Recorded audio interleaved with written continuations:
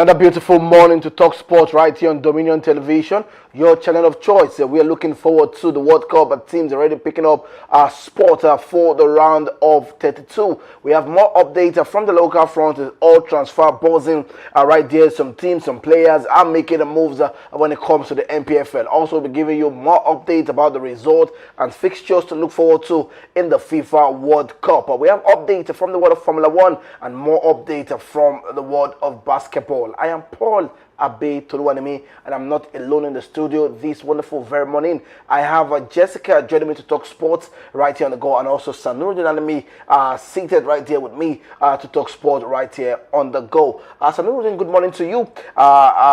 It's Throwback Thursday, and it's the World Cup season. What moment would you want to relive again when it comes to the World Cup being the throwback edition of the show? Good morning to Oluwanimi, good morning Jessica, good morning to our viewers. It's nice to be back here again. And is it a positive? Are you asking for a positive? Yeah, a positive angle. Yeah. I think the 2014 Mario Götze goal that got Germany the championship at the end of the day, I think that's one I would like to see again. I like the thrills that came with the tournament.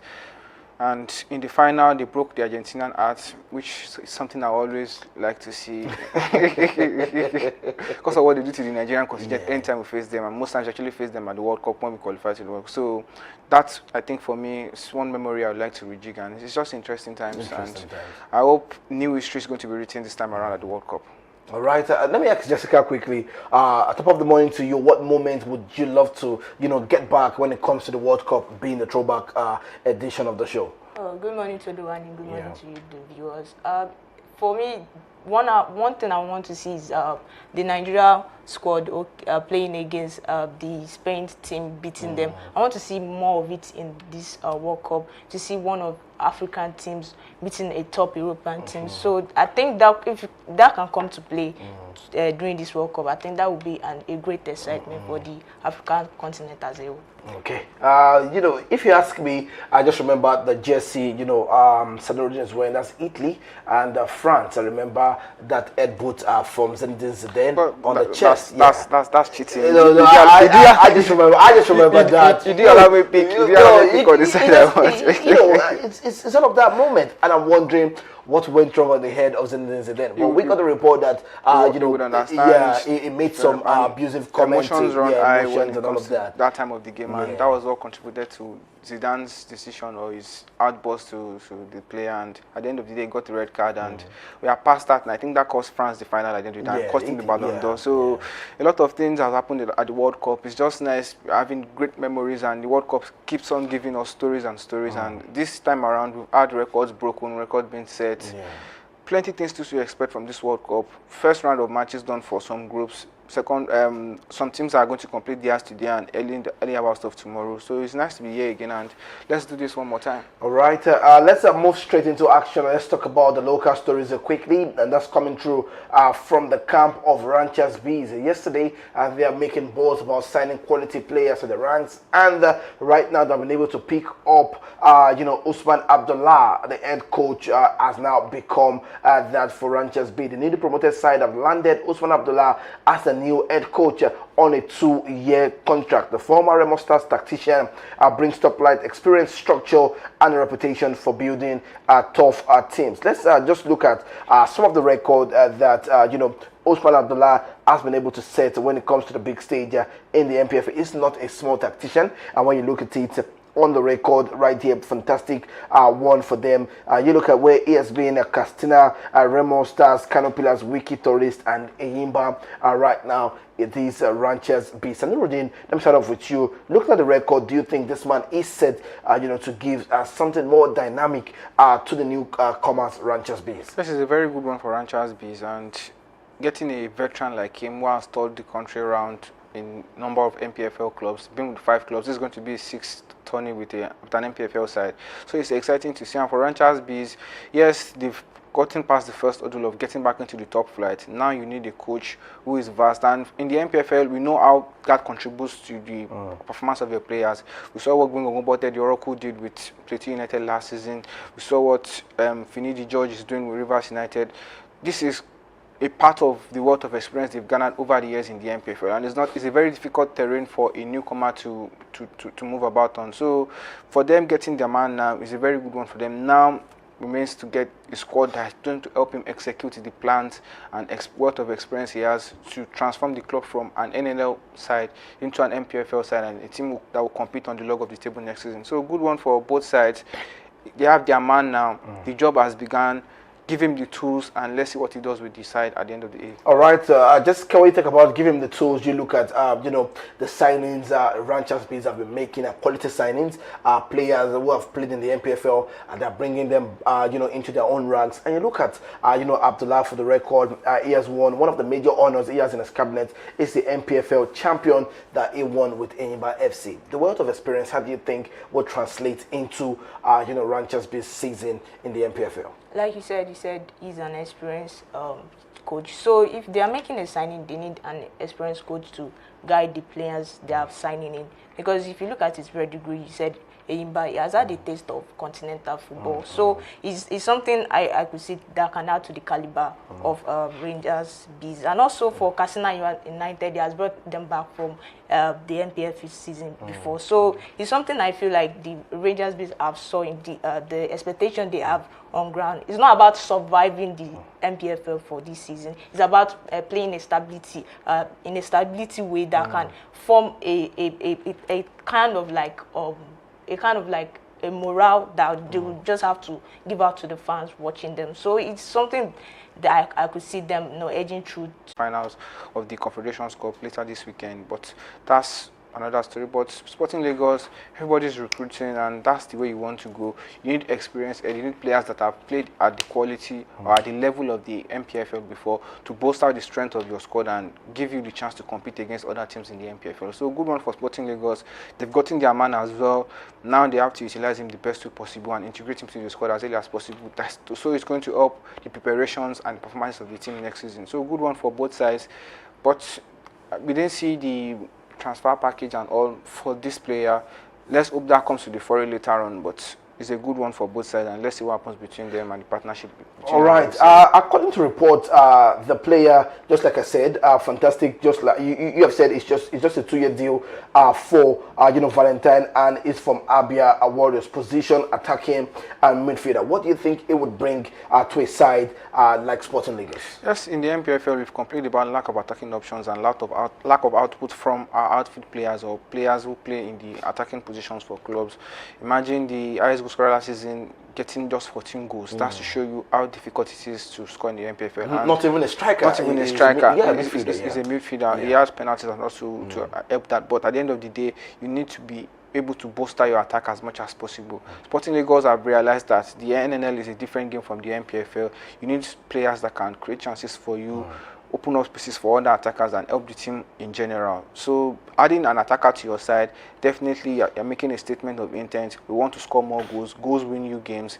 We need players that would get that for us, and they've gotten their man now, and let's see what happens and how they integrate him to the squad that qualified for the MPFL from last season NNL. Let's quickly switch to what's happening with Plateau United, and they have sent a proposal bid for Victor Mbaoma, 1 million naira per month, lesser than his last salary, 100k per goal bonus, appearance and based bonus. Club waiting on a response from the striker. Yesterday, we gave an update that he, you know, Rebel Stars gave him a car yesterday. Now, according to the report, this morning, Plateau United have sent a proposed bid for Victor Mbaoma. That's a very tricky one and very exciting one, and that's a transfer saga I'm very invested in at the moment, because Mbaoma was set to stay with Remo Stars and help them navigate through the NNL season, but now with an offer on the table, a chance to play MPFL football and expose you to better footballing opportunities and better quality of players to play around. I think it's going to be very tricky, and I'm waiting on the decision of both Remo Stars and the player at the end of the day. Do you think MPFL players are loyal?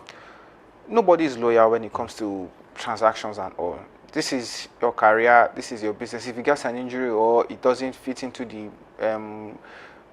motive of Remo Stars, say 2-3 months down into the season, do you think Remo Stars would be faithful to him and say, okay, we're keeping him? But I just gave you a car yesterday. Still doesn't You gave me a cap because I did well last season. Okay. That is a reward from what happened and what I've done for the club over the past couple of years. As the captain of the side, it led them to the NPFL title 2 seasons ago. Last season went the way it went, but still it was still very pivotal. His goals, like we mentioned, got 14 goals. Yeah. That's to show you, even if those goals were not there, maybe they would have been in the poorer position than they finished last season. So now the season is over. It was awarded with a car, given recognition, praised by the chairman and all, and players alike in the Remo Stars ranks. But now he has a chance to play in a different side that's playing in the top flight league of the season. A player like him, you will understand, he wants all the exposure he wants. Plateau United are giving him a chance. Increased salary?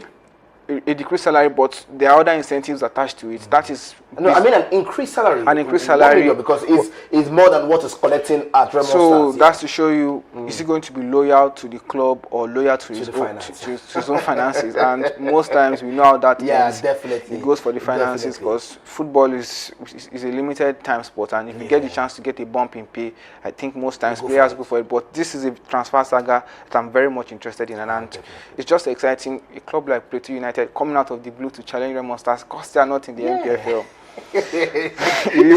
Jessica, is all happening in the NPFL. Yesterday, Sanurode was living the moment that we are enjoying one of the best transfer updates in the NPFL, and we are still enjoying it. Imagine having to see the saga with Remo Stars having one of their key players leave. We talked about I don't know, Andy, leaving on the books of Shooting Stars. Now it's not Victor Obama. Jessica, for you, how exciting is it? And do you think Victor Obama should make the move to Plateau United? He should make the move, because if you are going to stay in a club based on your performance last season, and the club you're staying there for is not playing, so you definitely have to move, because at the same time you're making exposure for your career too, and also exposure for your finances. So it's something I think it should be more beneficiary to the player rather than the team he's playing for. So it's an exciting time in the world of NPFL.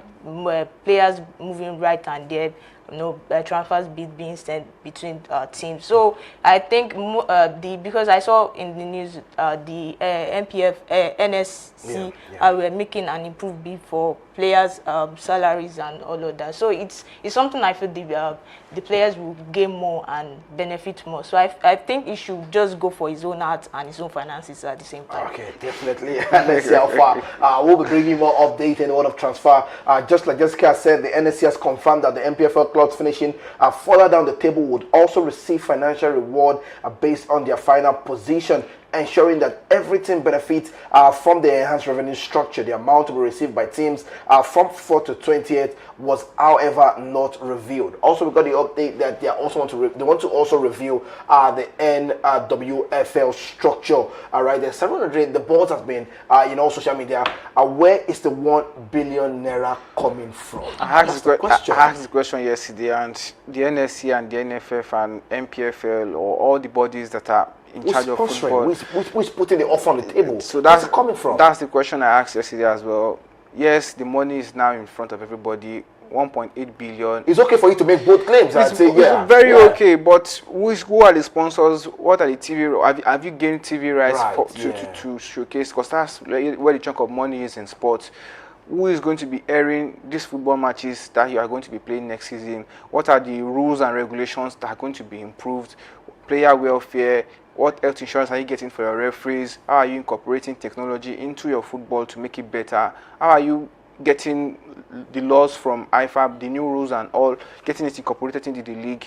Those are very big questions that need to be answered before we come out and say, yes, we've come to the conclusion, we are giving so amount to this person, this amount to this position, so amount to this position. And like you mentioned, the 4th to 20th position on the log, their prize money is yet to be disclosed. So imagine an investor coming in, okay, I don't have the finances to aim for the 1 billion. Yes, everybody wants to win the 1 billion at the end of the day, but we have to be realistic about your chances. If you have a target of money you want to pump into an NPFL side, okay, this season I don't think we can go for the 1 billion. Imagine a side like Ranchers B or Doma United organizing screening. Do you think they can realistically win the 1 billion lot at the end of the day? No, at the moment it doesn't look like it. So what are you giving these teams that are not yet at that level of competing for the league, what is the incentive they are going to get from? What is the financial motivation you are giving them? What are they working towards? They don't have that yet. We don't know the sponsors for the league. We don't know when the league is starting. We don't have fixtures yet. We don't have TV rights and sponsors. A lot of questions need to be answered from this, and they've spoken about the NWFL. We've complained times and time over again about them neglecting the women part of football.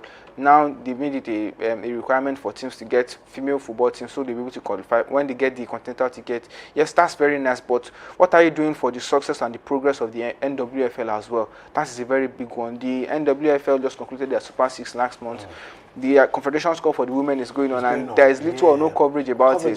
So these are the problems we are still facing in this climb. And now you've come out to say the first position to third position are going to get 1.8 billion. What is the total lot of money for the 20 teams that are participating in the league next season? What about the NNL? What about the developmental leagues? What about the third tier, fourth tier leagues that we have in the league at the moment? It's all interesting times. I agree. And I want to say, because if you're saying you want to put out this money much in the NPFL, will there be like a consistent growing into it? If you're saying you're bringing this initiative now, will it continue? Will it reach at a point in time whereby there will be an excuse to say, oh, okay, this come out, or they are not being transparent about it? So at the same time, because when he was talking about the WNPFL, I saw a video on Instagram the other time about the 2 top scorers sharing both the award. It was shambolic, because it was disgraceful. I feel like these are things we should consider enough. If we are trying to make our league the best in the African continent at the moment, we should also take into consideration, if you are talking about player welfare, if you are talking about, it should reach out to every stages in Nigeria football as a whole.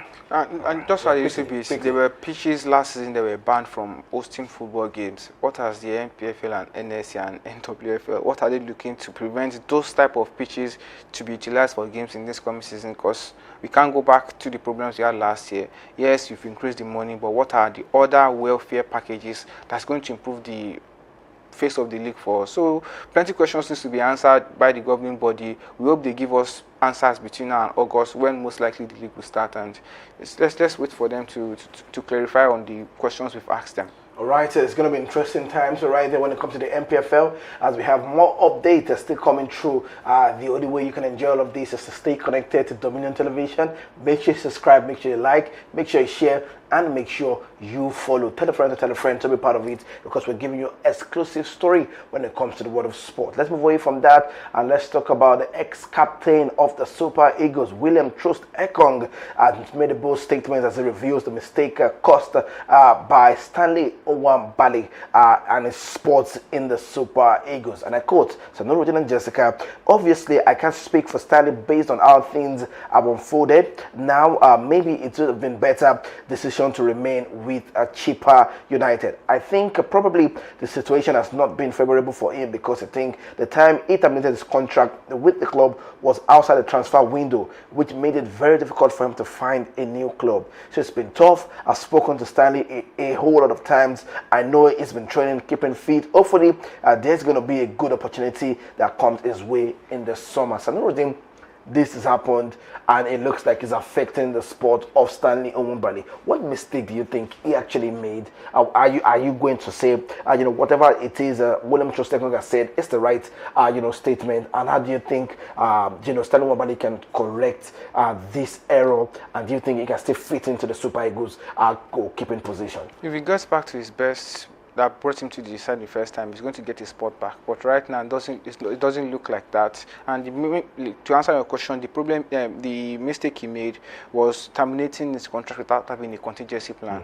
If you want to leave a club and terminate your contract, you have to be sure 2 or 3 clubs are jostling for your signature to put you on their side. And he had offers before he terminated the contract. Yeah, he did. He didn't accent to those offers. Now, nobody's looking for you, and suddenly you just terminated. The news came to me as a shock.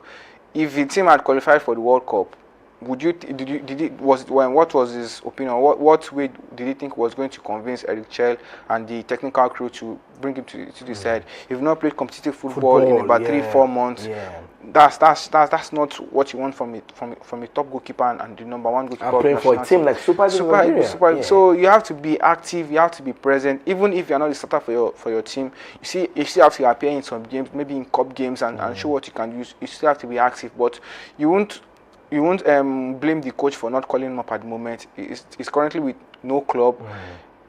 The training facilities is utilizing at the moment might not be to the level of match fitness that will bring him and back to the squad. I'm sorry to cut it short. Eric Shields has now said there's a standard he's looking forward to right now. So every player must earn the right to play for the Super Eagles of Nigeria. Yes, he's going to cost him his job if he brings a player that's not up to the level and standard that he wants to execute at the end of the day. So you won't blame him for saying, if you want to be a part of my team, you have to show me the level of discipline and professionalism that brings you to the top of your game, and that's what you want. You won't expect a club side to put a goalkeeper or a player who is not 100% or who has not trained for a while in a competitive environment straight back into the squad. That's not done everywhere, and that's the kind of standard we want to emulate for the Super Eagles.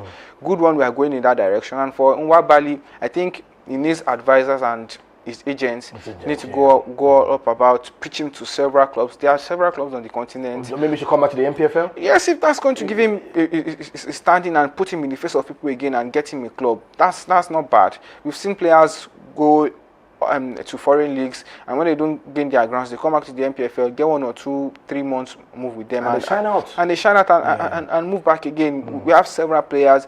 About 2 or 3 weeks ago, a competition was held, a novelty match was held in the city of Ibadan for experts and players who had gone around the world. They had their footings in the MPFL before they gained knowledge to the world.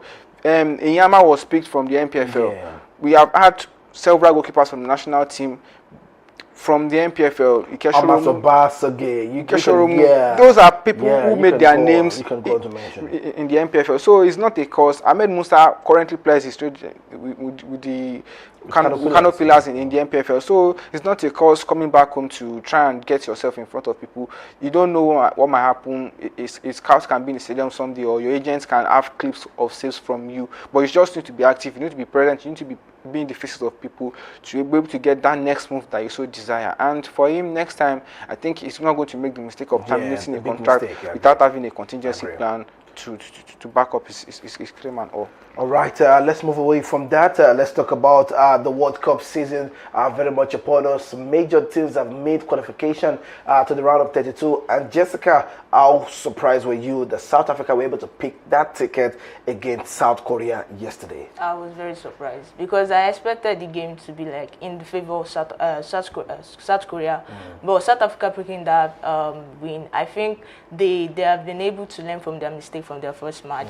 They were resilient. Their tactical discipline earned them that point, because if you look at the way they were able to keep their line intact, and also to the point of them scoring that goal at that moment in time. So they know what it takes. I'll just be happy for them as a whole, like as a African continent as a whole, to support them reaching this stage.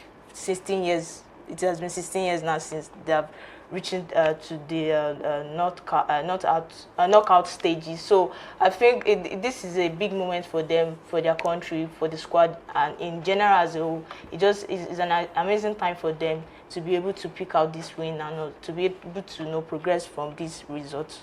I just want to say some few things. And when you look at the stats for South Africa, you look at 1.16 expected goals. Everything tilted in favor of the South Africans, except the ball possession, 13 shots, 4 on target, the big chances, all of that put together, and you wonder where was this energy in the first game, and they just have to bring it in the last game of the group stage. That's why the competition doesn't end after the first game. It was the opening match of the competition against the host nation, and you understand one of the things might not go your way. The atmosphere of the stadium can contribute to the way they played, and they were not technical enough in my own opinion. They went for grit rather than for tactical brilliance that day. And this time around, I think they got back to the drawing board. you can see there's more discipline in the side. Yes, they still maintain that grit and that cohesiveness in the middle of the park and in their defense. But now they're playing a little bit better, playing the ball on the ground, not loading up in the sky, taking the pace out of the ball and giving your opponent the chance to play. So it was very good. But for South Korean side, it was disappointing for me. I expected better from them, with the wealth of experience they have. But when they see the colors of Nigeria, they open their eyes. But I still remember Yakuba Ibeni losing that goal against them. But that's past now. We're in 2026 now. They will be open on other teams to help their fortunes. That's South Korea, but South Africa, very good one for them, qualify for the round of 32. For the first time in their history. For the first time in their history, and that's to show you what resilience and going again is going to do for you. You have to keep at it. If you want something, you have to persevere and go on and on and on. At the end of the day, you are going to be rewarded. They are with their opponents in the round of 32 now, and let's see how far they can go in the competition at the end of the day. All right, beautiful. Let's move away from South Africa. Let's talk the Mexicans. Yes, Mexico football, as they already qualified for the round of 32, but now they had to do it in style. A fantastic victory, 3-0. That was the scoreline. And one thing that made the headlines was Ochoa played his first game for Mexico in 2026 FIFA World Cup, and most likely his last game, because he said he's going to retire from football against Czechia, being subbed on in the 78th minute. And also, it looks like that the kick he made created the goal for the Mexican. This is the 6th World Cup appearance. Sanuddin, the legend. They asserted their dominance and got the 3-0 victory, and like you mentioned, Ochoa gave they asserted their dominance and got the 3-0 victory, and like you mentioned, Ochoa gave the pass that led to the opening for the 3rd goal, and that's what you want to see from your legend. Played at 6 World Cups just like Ronaldo, Messi, and a host of other players. You need to see the way the players are celebrating him. Fantastic. Thank you so much, my producer. And you're looking at that and you're wondering, you're not going to see this man in the next 4 years again. It's interesting, because for me, every time the Mexican team goes to the World Cup, the first thing on the list is Ochoa. And he showcases why he's being called up to the side every time. He made a save before he sprayed the ball for that pass that, let's say, pre-assist now for the goal that cemented the victory at the end of the day for them. So this, like I said, this is what the World Cup is all about. It's about beauty, it's about history, it's about tradition, and Ochoa is definitely one of the symbols of that. In front of his fans, in front of the home crowd in the stadium, got the ovation and celebration from the fans. That's what you want to see. And if that's his last game, he's had a stellar career. Even though it's not all that big, it's not a big name you see every year, but every time at the World Cup, definitely he grabs the headlines, and this is just what he did yesterday again. All right, let's move on and look at other results where you have Bosnia and Herzegovina picking up a qualification ticket to round of 32. Qatar are eliminated. Bosnia, the game ended 3-1. Jessica. That was a beautiful goal for Bosnia, because now they have been able to qualify to the next round of the tournament. And I see this as something. I feel bad for Qatar, because I read this morning that the player who injured the Canadian player has been granted a 5-match ban. So them not qualifying now is so sad for them. But a good game for the Bosnia. They were able to to read to their game, to be able to stick to their game. Now they are in the next phase of the tournament, which is something good for them. So if they can be able to pick up that place they have created for themselves and pick up that with that victory they have picked up now, it's something they can use to move forward to in the next round. And also, I think I just have to wish them luck, because it's going to be tough in the round of 32 right now, because more teams are going to qualify. So it's something I feel like they just have to be able to read more to their game and not let this be a distraction to them for the next upcoming game. All right, Sanuddin, you look at Switzerland against Canada. Luckily for the host nation, they were able to sneak through qualification. The game ended 2-1 in favor of the Swiss. That's why you have to start the competition as fast as possible. They got 6 points from the first 2 games, and that eventually gave them the qualification for the round of 32. What was left for who was going to finish top of the group, and Switzerland wanted it more. And for me, they were the better side, dominated the game throughout, got 3 goals. The Canadian side got 1 back at the end of the day, but showed you the gulf of class that was in between them and the Jessima's side. But the Canadians are one side I'm looking forward to see how they perform at the knockout stages. They play fast-paced football. they have one or two players that are technical in their side, and I would like to see how they transform in the knockout phases. But for the Swiss side, we've known them to be dark horses in the tournament, veterans. They are very, very fantastic when they get to the World Cup. So no surprises there. I expected them to win the group at the end of the day, and rightly so they did. On to the round of 32. Let's see what happens and when they await their opponents. All right, Swiss and Canada are picking up qualification for the round of 32, and we'll be looking forward to that one right here on the show. Quickly, let's talk about Morocco. Dominance in this World Cup on the group stage, 4-2 against Haiti. Hakimi, Saibari. You look at Rami and Yassim getting the goals. Isidore, fantastic goal from Isidore, getting that one for himself, and also Bonu with an own goal right there for the Haiti squad. And let's talk about Saibari quickly. One of the best players in the Morocco squad right now. 3 goals in 3 games, and a move to Bayern Munich for next season. And how exciting is Saibari for you, Sanuruddin? His name popped up leading up to the World Cup, and now it's justified the reason why Bayern are going all out for him to get him from PSV. So he had a great season last time out at the Eredivisie with PSV. Yeah. Now he's going to go to the big stage, and for company, you know how intentional he is with his players. Yeah. You know the way he modifies them, the technical abilities that he elicits from his players, and he demands from them. And that's to show you Saibari is a player that ticks the boxes for him, and is answering all the questions, even not with a side as prolific as the Bayern Munich at the moment. He's still showing wonders with the Moroccan side, and the Moroccan side are not giving me a surprise, because last time out at the World Cup, they got to the semi-finals. The highest position an African team has ever been at the World Cup, and they've shown progression from that time. The experience is coming. Achraf Hakimi, fantastic player, got the first goal, got an assist as well, and that's to show you how a leader should be in the team. They gave Brazil a run for their money in the first game, rightfully so. They got a draw. That's 2 games of the group, which you expected them to win. A win against Scotland and a win against Haiti. Yes, they got an own goal, which brought a blemish to the, but at the end of the day, they were just too strong for their opponent, and on to the next round. And I know teams will be looking to avoid Morocco on the side of the draws leading to the finals right now, because they're a very exciting side, full of energy, quality all around the pitch. Saibari, you mentioned, is very pivotal. I think he scored in the 3 games. He's got 3 games in the group stages now. He's a man on fire. I mentioned Hakimi leading the defense, and Bono on his good day, you know what he does.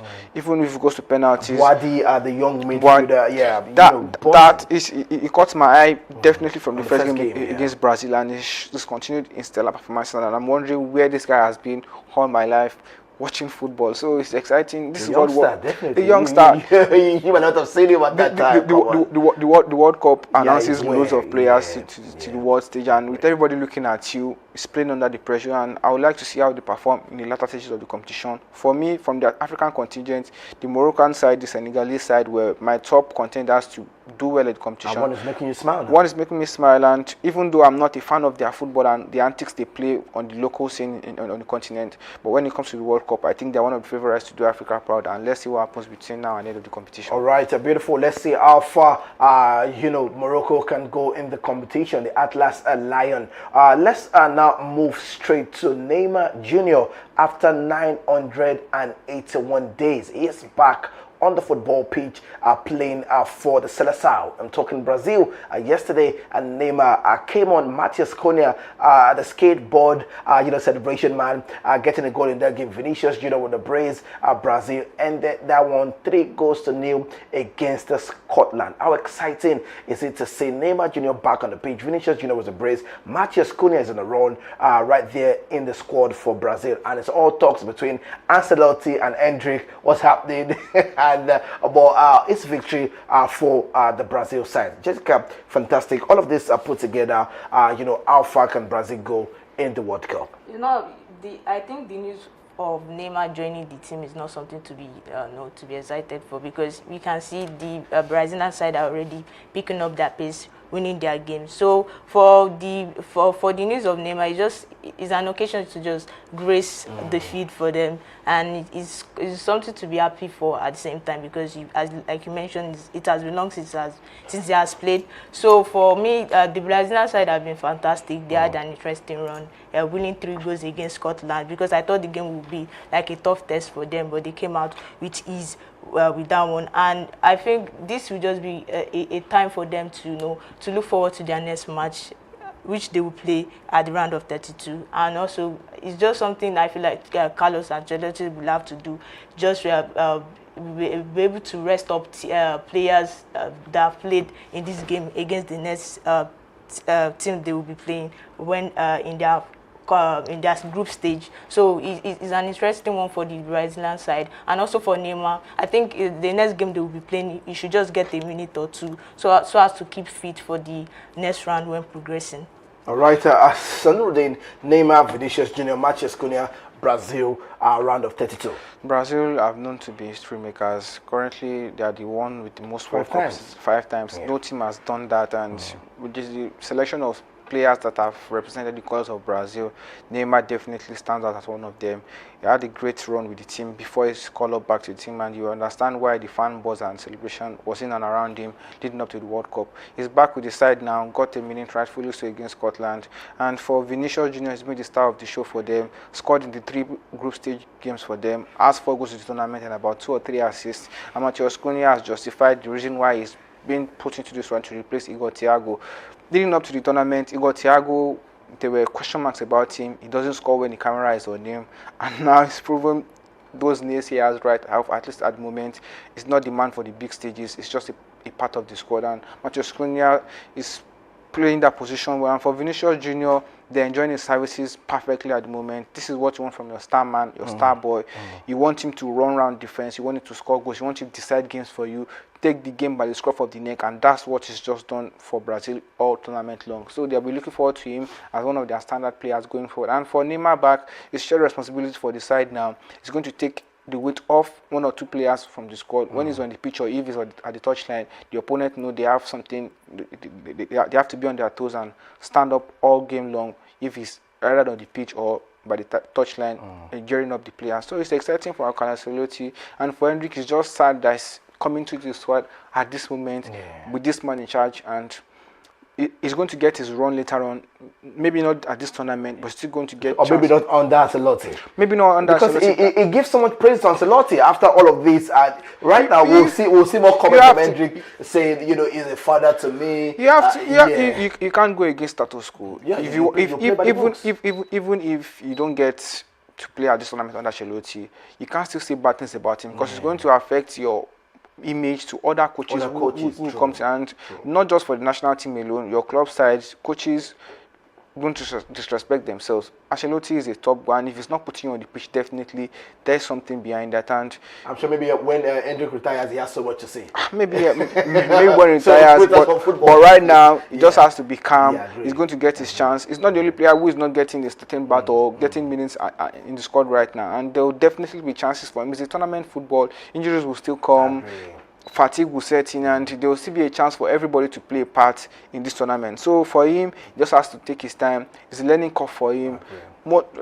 In the world of football, most times youngsters are just there to make up the numbers. You get 1 or 2 experiences from the player, and maybe when the tournament gets to a stage where the coach feels he can make an impact or he can get a taste of the competition, definitely he's going to get that. But right now, it's Neymar's story, it's Vinicius' story, and Matheus Cunha's story at the moment, and it's just Brazil at the moment right now. All right, beautiful. How many of us loves to skateboard? Definitely, or skate dive, or whatever name you call it. The whole celebration for Matheus Cunha is buzzing around the world. Let's look at the round of 32 teams who have qualified. I will take a dive straight into the fixtures to look forward to today. We have Mexico, we have the United States, we have Germany, we have Argentina, we have France, we have Norway, we have Colombia, we have the Swedes, we have Canada, we have Brazil, we have Morocco, we have Bosnia and Herzegovina, and we have South Africa. Jessica, how excited are you about these big teams you are seeing make the round of 32? I'm happy because I'm seeing 2 teams from the African continent here representing us, and for Mexico it's also an exciting times for them, being the host nation, and also for USA. All the host nation qualified. That's amazing, because if you look at this now, the tournament is shaping up. Yeah, shaping more up, teams are are going to qualify. Even the best of it is still to come. So it's something I'm looking forward to. 7 spots left now with Bosnia having smashed one out of So it's something I'm looking forward to because now if the round of 32 starts, that's when the exciting time in this tournament. So yeah, I just hope more African teams can just add up to this list and make it through to the qualifying stage. All right, let's hope that they make it through. And Sanuddin, the FIFA World Cup upcoming matches, we have Curacao against Cote d'Ivoire. Maybe they can make it through. Ecuador against Germany, Japan against Sweden, the Tunisia against Netherlands. We have Paraguay against Australia, Turkey against the United States of America. It's going to be interesting today. I'm looking forward to see how Ivory Coast field against Curacao. We expect them to win, but it's not going to be an easy one. Curacao definitely out of the competition. Goalkeeper, so they look out of the competition, but Cote d'Ivoire have 3 points. At least a draw would get them to the round of 32. They were unlucky against Germany, or maybe a lapse in concentration for them towards the end of the game cost them that victory, or at least a draw from that game. But they have 3 points. It's against Curacao. Definitely they are favorites to go through in that match. So it's going to be exciting, and I expect to see if Simon Adingra gets to feature in this game, or he rewrites the story of what he did in the last game against Germany. It's going to be exciting. And for Germany, they are in the round of 32 already qualified. Ecuador would need this victory more than Germany. Ecuador would need this victory because they have just 1 point, and they'll be looking to the game between Ivory Coast and Curacao. Was going to determine their fate at the end of the day. So it's still exciting, and in that group, Germany qualified. Ivory Coast look like they will qualify at the end of the day. 3 points at the moment, and I think they should be too strong for Curacao. And for the Ecuadorian side, the likes of Ena Valencia, Caicedo and co, they need to sit up and do something against their opponents today. Japan against Sweden, quickly, Jessica, you look at that. Tunisia against Netherlands, quickly.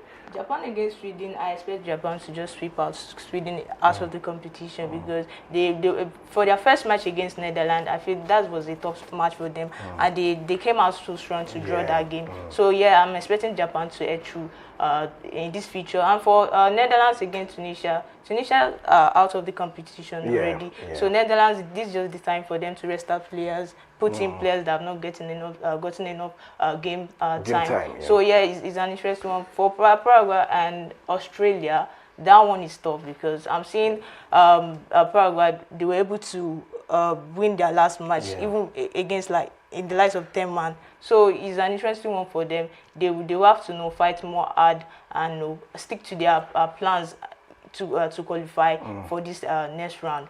All right, and Turkey against USA? Turkey are out of the competition. They're out of competition already. USA, it's an easy one. I agree. All right, those are the fixtures for you to look forward to right there on the screen, and you can drop your predictions ahead of this one, and you stand a chance to win something right here on the show. We have not gotten any winners since the competition started, and maybe we can start to get winners from the last game of the group stage.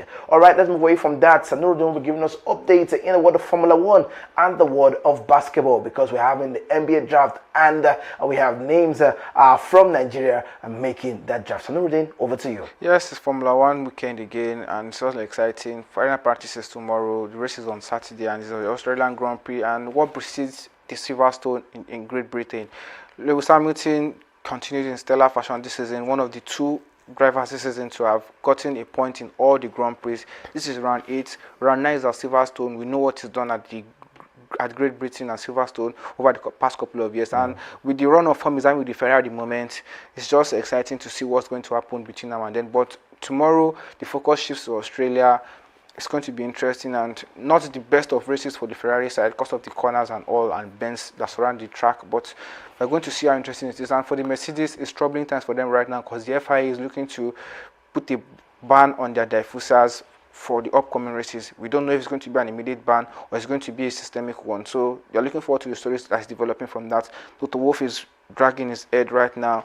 Why did I let Lewis Hamilton go? Why did I allow him expect cases and all? But it's exciting. And yesterday, Lewis Hamilton, he was one of the players that congratulated Neymar for getting back onto the pitch of play. Yeah, the picture, yes, after 981 days, telling me to remember who it was, and he said, I always remember. It's exciting to see the interpolation between sports. The World Cup is going, the Australian Grand Prix is coming up right there in Australia tomorrow and over the weekend. It's going to be interesting. And for the NBA drafts this time around, we have 6 Nigerians. It's exciting, and I think for the growth of the game and the level of where we are with the Tigers at the moment, we need these exciting players to have the field in the world of NBA, and it's exciting to see, and I'm looking forward to how they are drafted into different sides at the end of the day, and it's just exciting. We'll have more updates on that before now and the weekend. All right, a beautiful one to look forward to. If you can have those pictures quickly, so you can see the stars who are going to emerge on the big stage when it comes to, and we have Ebuka Okorie, we have Felix Okpara, we have Toby Lawal, we have Ortega Owe, we have Zubi Ejiofor, and we have Ogona Onyeso. Those are, the ones, the 6 Nigerians were selected for the NBA draft. So get familiar with those faces, because most likely we'll be seeing them playing with the Tigers. Thank you so much, my producer, and that is where we draw the curtain on today's show. I want to say a big thank you to everyone that joined us. We're going to have an interesting topic tomorrow, and that's the issue with the Presiani law that did not occur with England and Ghana. We'll talk about that tomorrow, and other stories making the round in the world of sport. I just urge you to please stay connected to Dominion Television, because we have more and interesting content and more updates for you right here. I am Paul Abe Toluwademi. We'll see you again tomorrow. Stay safe and bye for now.